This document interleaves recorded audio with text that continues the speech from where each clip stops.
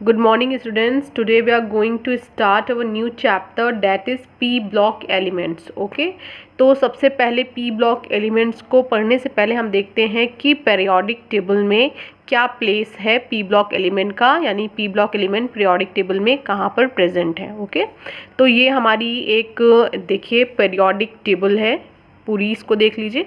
ये periodic table है बच्चों.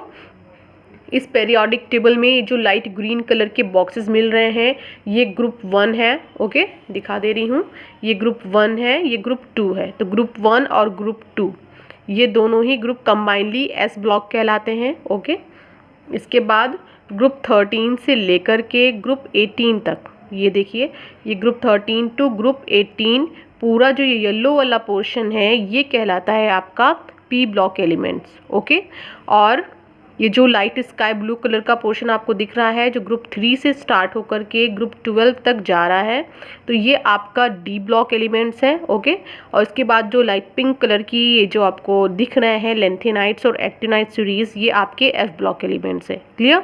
तो अगर आप ओवरऑल देखोगे तो एक चीज़ आपको समझ में आएगी कि सबसे ज़्यादा वैरायटी जो आपको देखने को मिलेगी वो पी ब्लॉक एलिमेंट में ही मिलेगी. यानी आप अभी ये स्टडी करने जा रहे हो, यही इसी पूरे एलिमेंट से रिलेटेड आपका चैप्टर है. ओके, तो मैंने वैरायटीज़ बोला, तो वैरायटीज़ का मतलब एक्चुअली क्या होता है कि पी ब्लॉक एलिमेंट्स में आपको मेटल्स भी मिलेंगे, नॉन मेटल्स भी मिलेंगे और मेटेलॉइड्स भी मिलेंगे. क्लियर?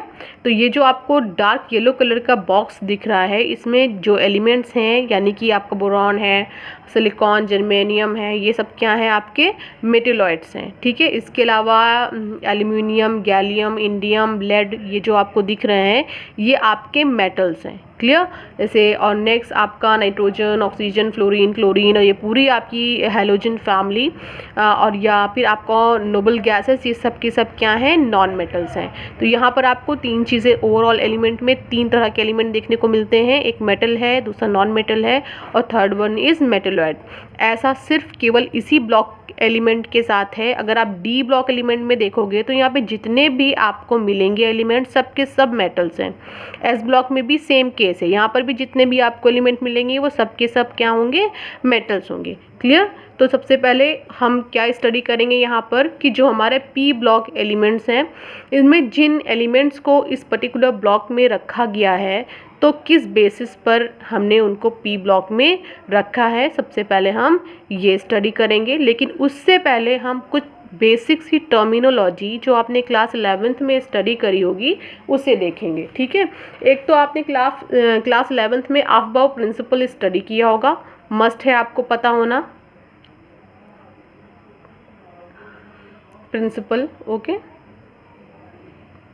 अफबाउ प्रिंसिपल में बच्चों आपने क्या देखा था कि आप इलेक्ट्रॉन्स की फिलिंग SPDF सबशेल में कैसे करते हो, ये आपको बताया था किसने, अफबाउ ने. ठीक है, इन्होंने कुछ ऐसा आपको स्ट्रक्चर दिया होगा 1s, 2s, 3s, 4s, 5s, 6x and 7. ठीक है, 2p, 3p, 4p, 5p, 6p, 7p. ठीक है, 3d, 4d, 5d and 6d. Clear? 4f and 5f. Clear? इन्होंने बोला था कि आपको इलेक्ट्रॉन्स को अगर फिल करना होगा तो आपको एक सीक्वेंस इससे मिलेगा. क्लियर? और एक चीज़ और इन्होंने बताई थी कि आप s ऑर्बिटल में केवल मैक्सिमम 2 इलेक्ट्रॉन फिल कर सकते हो, P में मैक्सिमम 6 और D में मैक्सिमम 10 एंड लास्ट वन इस F में मैक्सिमम 14 इलेक्ट्रॉन्स को फिल कर सकते हो.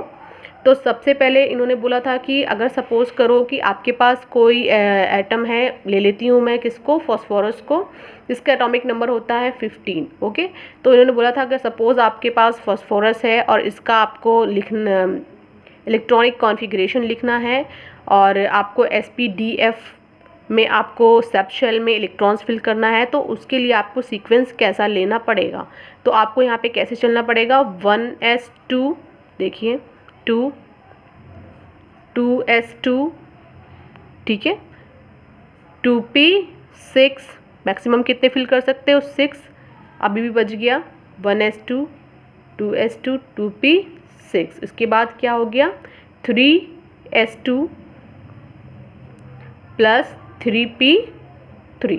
काउंट करिए 3 2 5 6 2 2 10, टोटल कितने हो गए 15 इलेक्ट्रॉन्स हमने फिल कर दिए। तो उन्होंने बोला था कि आपको ऐसा ऐसा कुछ चलना होगा 1s2 2s2 2p6 3s2 3p6 4s2 3d10 4p6 okay 5s2। तो कुछ ऐसे सीक्वेंस में चलने के लिए इन्होंने बोला था।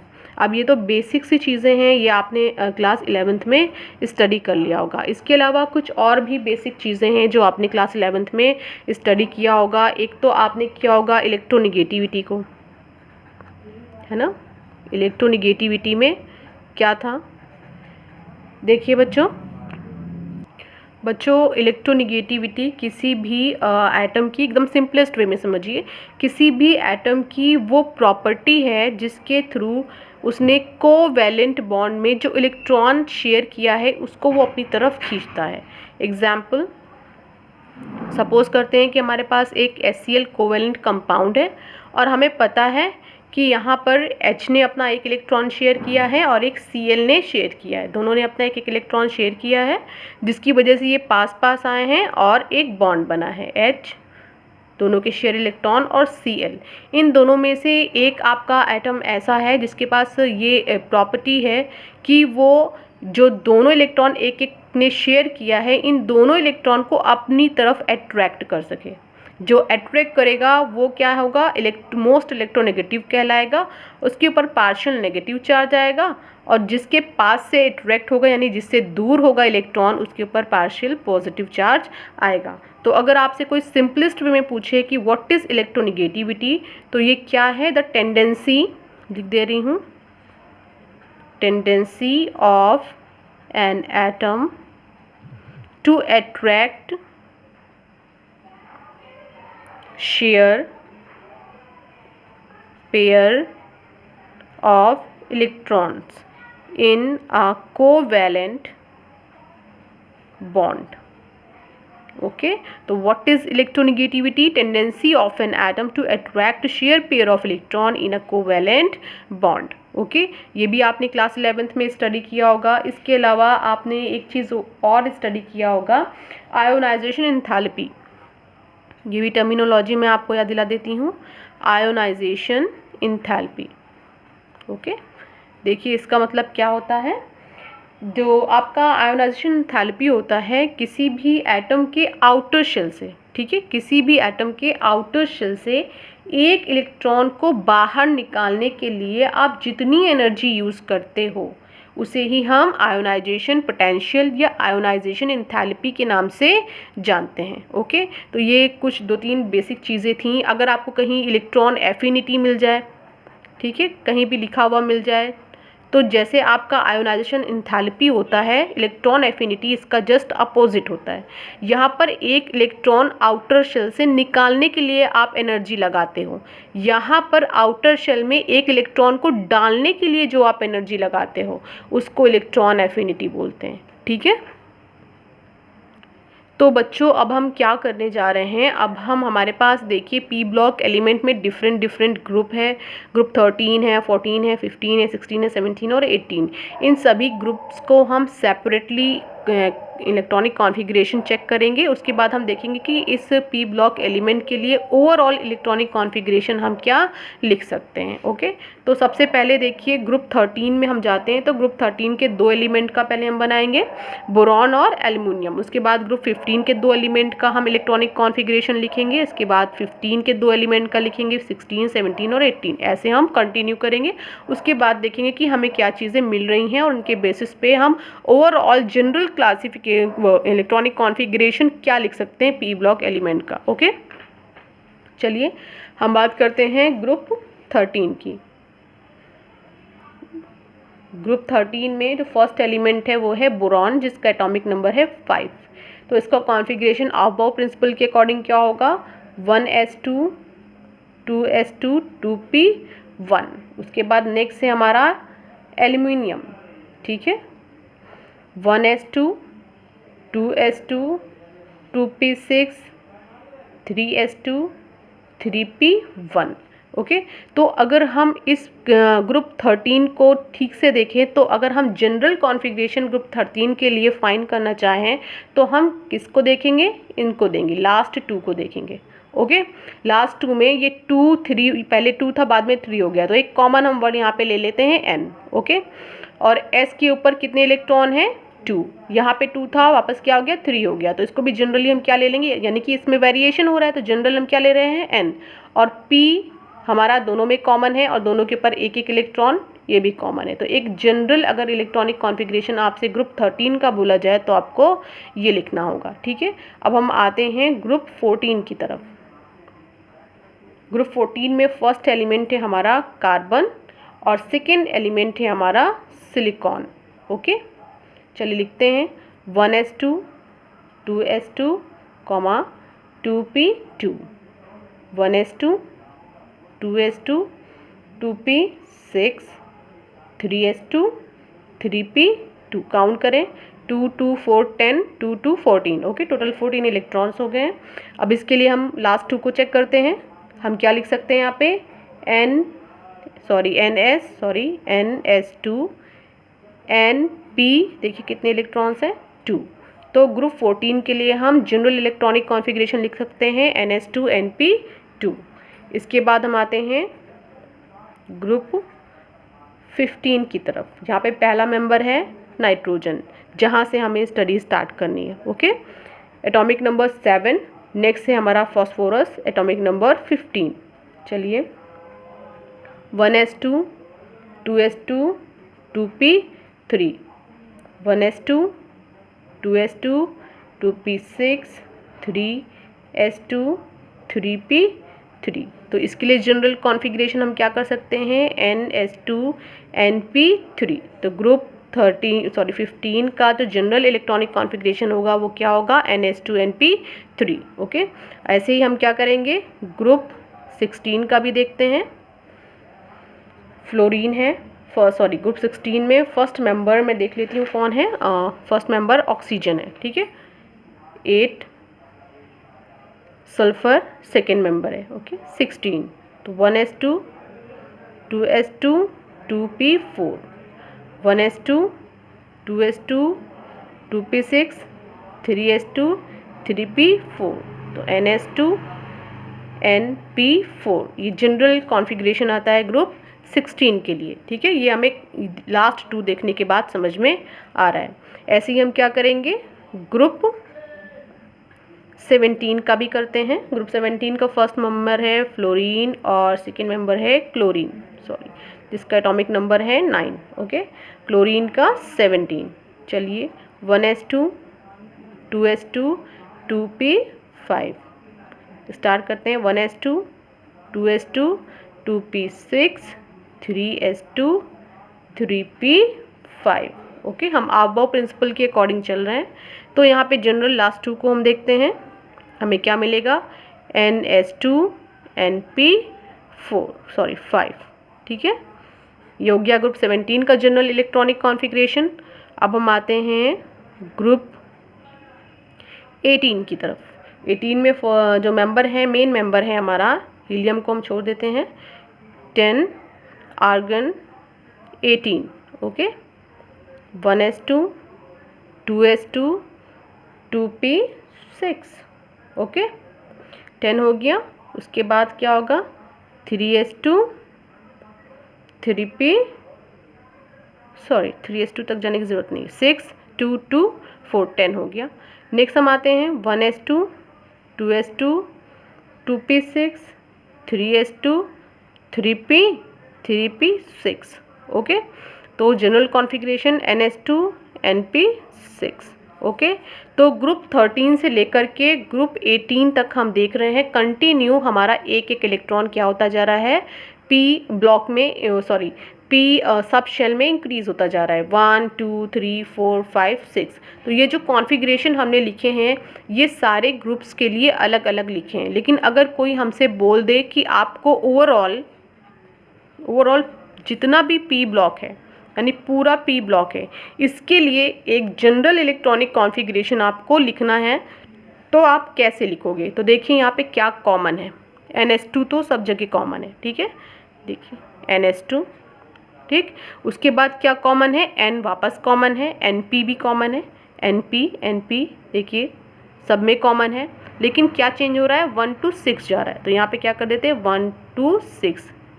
ये एक general configuration P block elements के लिए निकल कर आता है, ठीक है। तो पी ब्लॉक में जो हमारे एलिमेंट्स हैं, तो क्वेश्चन ही यही अराइज होता है, बच्चों के माइंड में आता है कि जो हमारे पी ब्लॉक एलिमेंट्स में जो भी एलिमेंट्स हैं, उन एलिमेंट्स को पी ब्लॉक में क्यों रखा गया है।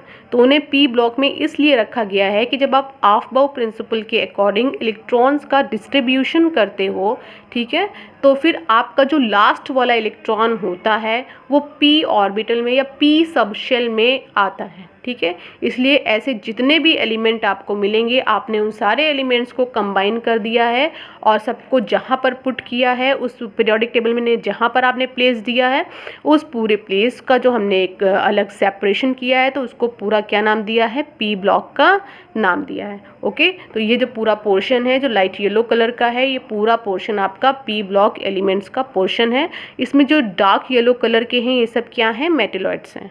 ओके, तो बच्चों पी ब्लॉक एलिमेंट्स के बारे में कुछ जनरल बातें हमने जान ली है। अब हम स्टार्ट करने जा रहे हैं अपने चैप्टर को, और इस चैप्टर को हम स्टार्ट करेंगे ग्रुप 15 से। ओके, तो आज हम पढ़ने जा रहे हैं ग्रुप 15 को, और ग्रुप 15 में कौन कौन से मेंबर आते हैं हम उसे देख लेते हैं। ग्रुप 15 है हमारा ये, नाइट्रोजन, फॉस्फोरस है, उसके बाद आर्सेनिक है, एंटीमनी है, बिस्मुथ है, ठीक है। ये 5 मेनली इसमें मेंबर्स हैं, ठीक है। चलिए हम सबका लिख दे रहे हैं। हमारे पास नाइट्रोजन है, फॉस्फोरस है, आर्सेनिक है, एंटीमनी है और बिस्मुथ है, ठीक है, Bi।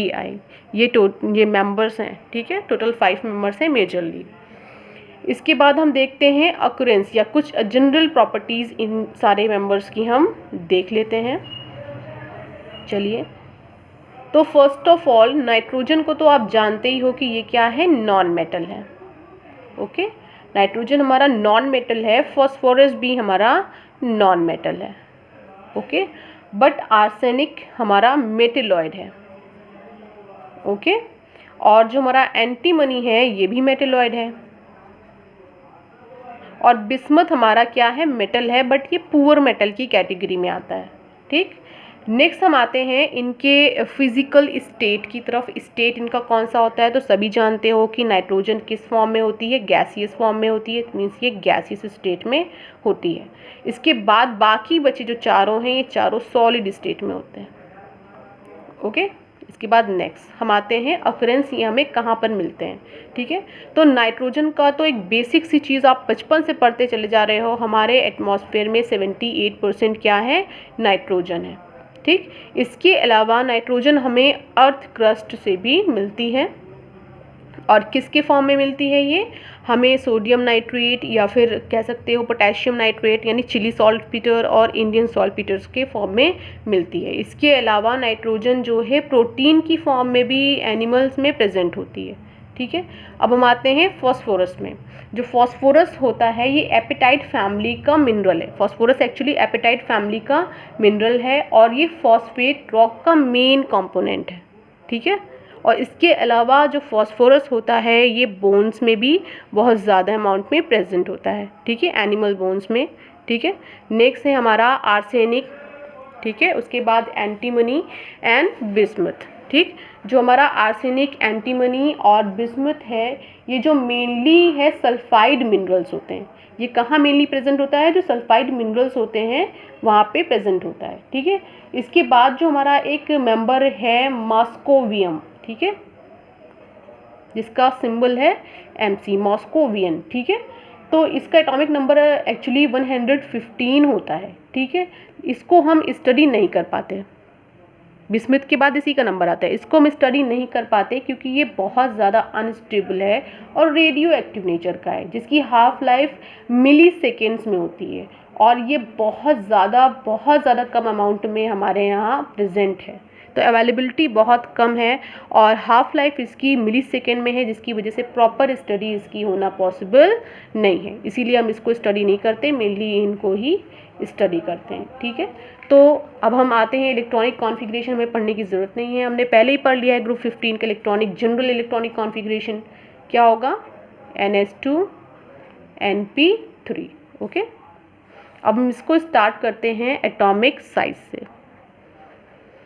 दूसरी प्रॉपर्टी है हमारी एटॉमिक एंड आयोनिक साइज, या आयोनिक रेडियाई भी आप बोल सकते हो। ठीक है, तो ये भी आपको बचपन से ही आपने पढ़ा होगा कभी ना कभी कि टॉप टू बॉटम जब हम जाते हैं कभी भी पीरियोडिक टेबल में, हमारी पीरियोडिक टर्म जब टॉप टू बॉटम चलती है, ठीक है, तो नंबर ऑफ इलेक्ट्रॉन्स यानी हर एक पर्टिकुलर एटम का number of electron, number of proton increase हो जाता है, यानी कि उसका एटॉमिक नंबर ओवरऑल इंक्रीज़ हो जाता है। ठीक है, जब एटॉमिक नंबर इंक्रीज़ हो जाता है तो it means number of proton increase हो जाते हैं। नंबर ऑफ प्रोटॉन इंक्रीज़ होंगे तो ऑब्वियस सी बात है नंबर ऑफ इलेक्ट्रॉन भी इंक्रीज़ होंगे, क्योंकि जितने भी नंबर ऑफ प्रोटॉन होते हैं एक पर्टिकुलर एलिमेंट में उतने ही उसमें इलेक्ट्रॉन्स भी होते हैं, तभी तो वो पर्टिकुलर जो एलिमेंट होता है वो क्या होता है, न्यूट्रल होता है। ठीक है, तो इसको हम इसी चीज़ से समझेंगे। तो यहाँ पे सपोज नाइट्रोजन फॉस्फोरस का ही लेते हैं एग्जाम्पल। नाइट्रोजन हमारा क्या है, एटॉमिक नंबर 7, ठीक है, फॉस्फोरस का एटॉमिक नंबर है 15। अब इसमें जो इलेक्ट्रॉन्स हैं, हम इलेक्ट्रॉन्स को अगर शेल में फिल करेंगे तो कैसे फिल होगा, 2 and 5, ये क्या होगा 2 8 5। ठीक, फर्स्ट शेल में कितने इलेक्ट्रॉन हमें दिखे, 2। सेकेंड शेल में हमें कितने इलेक्ट्रॉन दिखेंगे, टोटल 5, 1 2 3 4 5। सेम कंडीशन यहाँ पर है, फर्स्ट में कितने हैं 2, सेकेंड में 1 2 3 4 5 6 7 8, और लास्ट शेल में कितने होंगे 1 2 3 4 5। ठीक है, तो जैसे जैसे नंबर ऑफ शेल इंक्रीज़ होगा ऑटोमेटिक साइज इंक्रीज़ होगा। ठीक है, तो टॉप टू बॉटम जाने पे नंबर ऑफ इलेक्ट्रॉन इंक्रीज़ हो रहे हैं।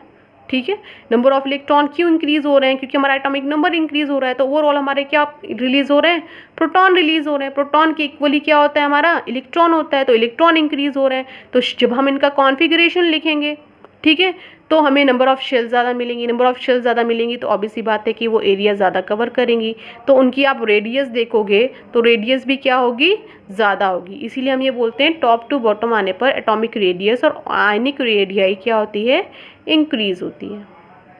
क्लियर। और हमारा नेक्स्ट टॉपिक है, इसी से रिलेटेड है, डेंसिटी। ठीक है, डेंसिटी के केस में बच्चों क्या होता है कि ये जो हमारी डेंसिटी है बेटा, ये किस चीज़ पे डिपेंड करती है, मास। एक्चुअली ये होती क्या है, हैवीनेस। ठीक है, वेट एक तरीके से कह सकते हो या भारीपन बोल सकते हो। ठीक है, तो ये किससे रिलेटेड है, डायरेक्ट मास से रिलेटेड है। और मास का क्या कॉन्सेप्ट है, न्यूट्रॉन प्लस प्रोटॉन। मास एक्चुअली क्या होता है, न्यूट्रॉन और प्रोटॉन आप ऐड कर दीजिए दोनों के वेट को, मेवा मास मिल जाएगा। ठीक है, तो डेंसिटी किससे कनेक्टेड है, मास से। मास किससे कनेक्टेड है, प्रोटॉन से। तो टॉप टू बॉटम आप आ रहे हो तो नंबर ऑफ प्रोटॉन क्या हो रहा है, इंक्रीज हो रहा है। 1 by 1 प्रोटॉन क्या होता जा रहा है, इंक्रीज होता जा रहा है। ठीक है, जब प्रोटॉन इंक्रीज होता जा रहा है तो प्रोटॉन का वेट भी तो इंक्रीज होता जा रहा है। तो जैसे जैसे आप टॉप टू बॉटम आते जा रहे हो तो वैसे वैसे क्या होता जा रहा है, आपका डेंसिटी भी हर एक एलिमेंट की क्या होती जा रही है, इंक्रीज होती जा रही है। ठीक है, तो टॉप टू बॉटम आने पर atomic and ionic radii increase होती है, साथ में क्या इंक्रीज होती है, डेंसिटी भी हमारी इंक्रीज होती है। यहीं पे जो सेकेंड टर्मिनोलॉजी है वो है हमारी आयोनाइजेशन एंथैल्पी। इसको भी देख लेते हैं। आयोनाइजेशन एंथैल्पी का क्या कॉन्सेप्ट है, जो हमारी आयोनाइजेशन एंथैल्पी होती है वो किसके इन्वर्सली प्रोपोर्शनल है, साइज के। ठीक है, टॉप टू बॉटम आने पे साइज क्या हो रहा है, बढ़ रहा है। देखिए ये छोटा था, ये क्या है, उससे बड़ा है, क्योंकि एक शेल इसमें एक्स्ट्रा बन गई है। इसके बाद अब आगे बढ़ोगे तो उसमें एक शेल आपको और एक्स्ट्रा मिलेगी। ठीक है, तो टॉप टू बॉटम आने पे क्या हो रहा है, साइज इंक्रीज हो रहा है।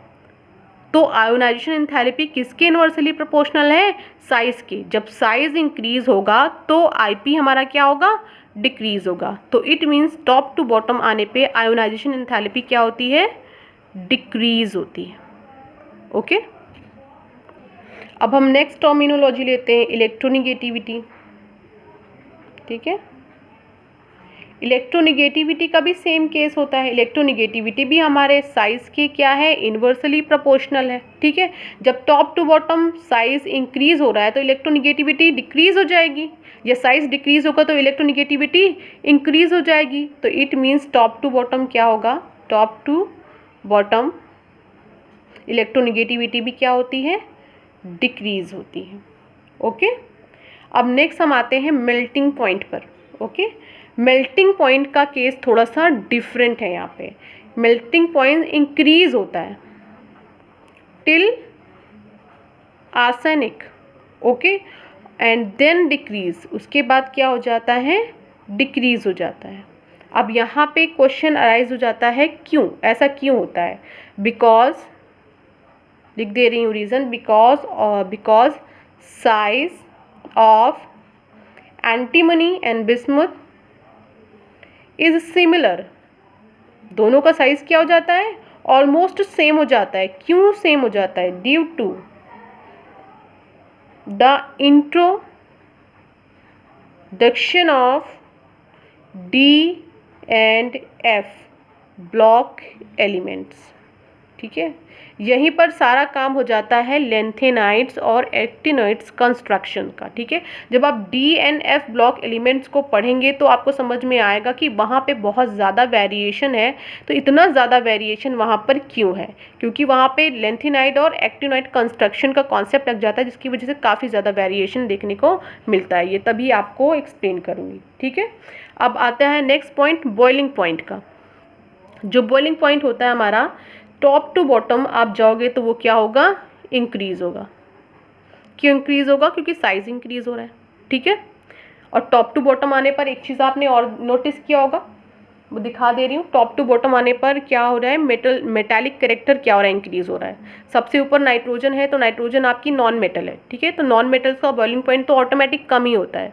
उसके बाद मेटेलॉइड है, उसके बाद पुअर मेटल आ गया है। तो जैसे जैसे आपकी मेटल का कैरेक्टर बढ़ेगा, मेटालिक कैरेक्टर बढ़ेगा, तो बॉइलिंग पॉइंट भी क्या होगा, बढ़ेगा।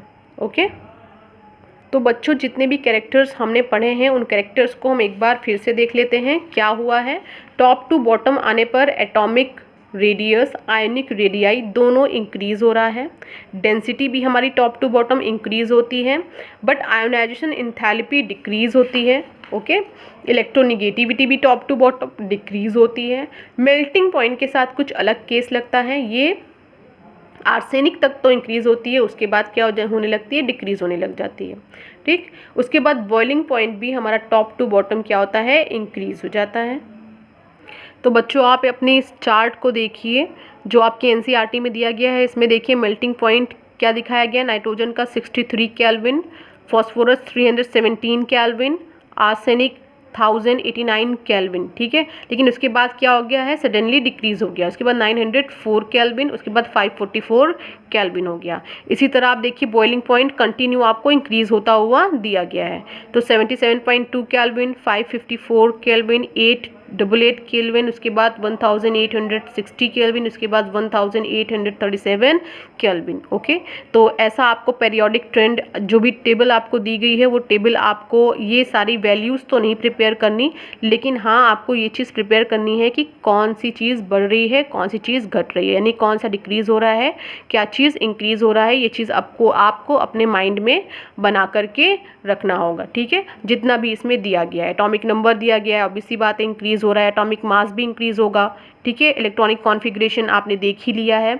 आयोनाइजेशन एंथैल्पी भी क्या हो गई, डिक्रीज़ हो रही है। देखिए कंटिन्यू क्या हो रही है, डिक्रीज़ हो रही है। इलेक्ट्रोनिगेटिविटी भी कंटिन्यू क्या हो रही है, डिक्रीज़ हो रही है। इसके बाद कोवेलेंट रेडियाई देखिए, कोवेलेंट रेडियाई अपनी क्या हो रही है, कंटिन्यू इंक्रीज़ हो रही है।